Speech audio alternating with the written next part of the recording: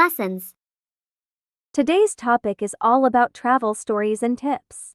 We'll explore the adventures, experiences, and practical advice shared by two travel enthusiasts, John and Lisa. They've recently returned from different journeys. One from the rich cultural landscapes of Japan and the other from the historic cities of Europe. Through their conversation, we'll dive into the memorable moments, local cuisines, and travel tips that every traveler can relate to. Whether you're a seasoned globetrotter or planning your next getaway, these travel stories will inspire and offer useful insights to make your adventures even better.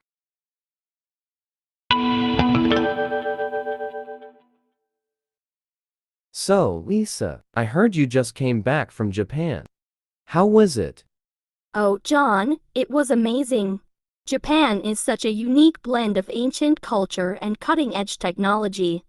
I visited Tokyo, Kyoto, and Osaka. I loved how you could go from a busy, futuristic city to a serene, centuries-old temple in just an hour. Wow, that sounds incredible. I've always wanted to visit Japan, but I ended up in Europe this time. You know, the classic backpacking route: France, Germany, Italy, and Spain. That sounds like a dream, too. So, which place in Europe surprised you the most? Say Portugal. I didn't expect to love Lisbon as much as I did. The city has a beautiful mix of history, art, and a very laid-back vibe. Plus, the food was incredible. Past is de nata. Those little custard tarts are to die for. Oh, I've heard about those. Speaking of food, Japan has some pretty amazing dishes too. Sushi, of course, but I was also blown away by the ramen and tempura. Have you tried an onsen in Japan? No, but I've heard about them. The hot spring baths, right? It must have been so relaxing. Absolutely. You should try it when you visit. It's such a soothing experience after a long day of exploring. I think it's one of the best travel tips I could give anyone visiting Japan. Take some time to just unwind in an onsen. That sounds perfect. One of my biggest travel tips for Europe is to avoid the peak tourist times. I mean, seeing the Eiffel Tower is great, but going early in the morning or late at night gives you a totally different experience. It's quieter, and you get to really soak it in without the crowds. That's a good one. I've also learned that getting lost in a city can lead to some of the best experiences.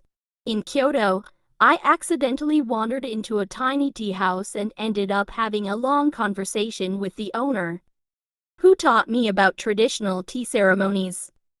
Those unexpected moments are the best. I had something similar happen in Florence, Italy. I took a wrong turn and ended up in this small art gallery where the artist himself was giving a tour. It's moments like that where you feel connected to a place in a deeper way. Exactly. And speaking of connections, I find that learning a few basic phrases in the local language really helps. In Japan, just knowing how to say thank you, arigato, or excuse me, sumimasen made a huge difference. Oh, absolutely.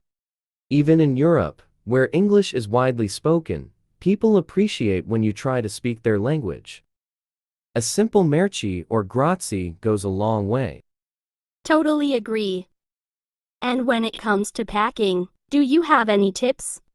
I always struggle with overpacking. I've gotten better at it over the years. My biggest tip is to pack light and stick to versatile clothing. I also roll my clothes to save space, and I always bring a reusable water bottle. That's smart. I also bring a portable charger everywhere. You never know when you'll need it, especially when navigating with maps on your phone. Absolutely essential. One last tip I'd give is to be flexible with your plans. Some of the best memories I have are from going off script. What about you? Any final tips? I'd say, don't be afraid to travel solo at least once. It's empowering and you get to learn a lot about yourself. Plus, you meet so many interesting people along the way. I couldn't agree more. Solo travel is a game changer. Well, now I'm feeling the travel itch again. Maybe Japan will be my next destination. You should totally go. And when you do, let me know. I have so many recommendations. Deal. And if you ever want to explore Europe, I've got your back.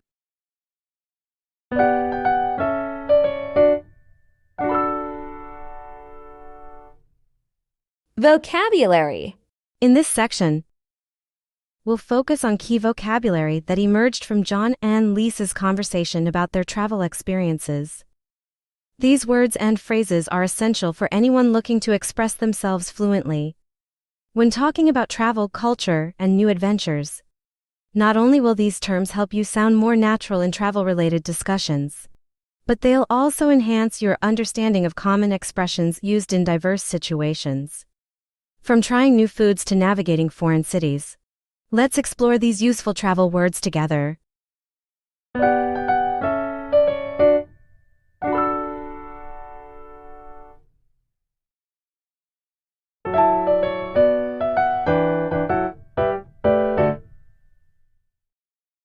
One, blend. A mix of different things like culture or styles. 2, serene. Calm, peaceful. 3, to die for. Extremely good or desirable. 4, unwind. To relax after a period of stress or tension. 5, peak tourist times. The most popular time when tourists visit a place. 6, to soak in. To fully enjoy or experience something.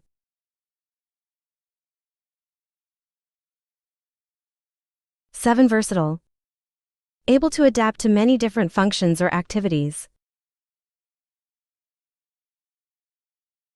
8, empowering.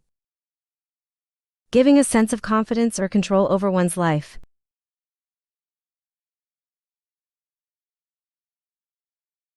9, off plan or being spontaneous. Going off plan or being spontaneous.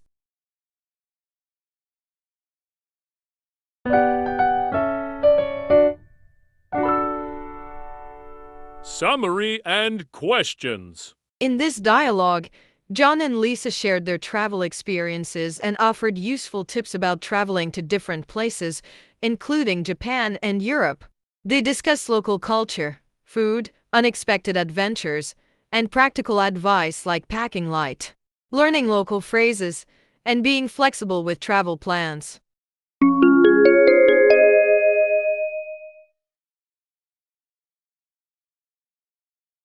One, have you ever experienced an unexpected moment during your travels that turned out to be memorable? 2, what is your favorite travel tip or trick that you've learned? 3, how do you balance visiting popular tourist spots with exploring hidden gems? 4, would you prefer traveling solo or with friends? Why?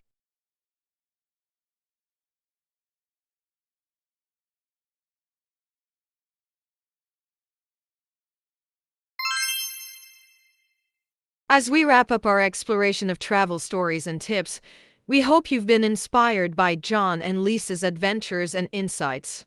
Traveling opens doors to new experiences, cultures, and friendships, and the shared stories remind us of the beauty of discovery. Whether you're planning your next trip or simply dreaming of far-off places, we encourage you to embrace the journey ahead. Thank you for joining us in this discussion.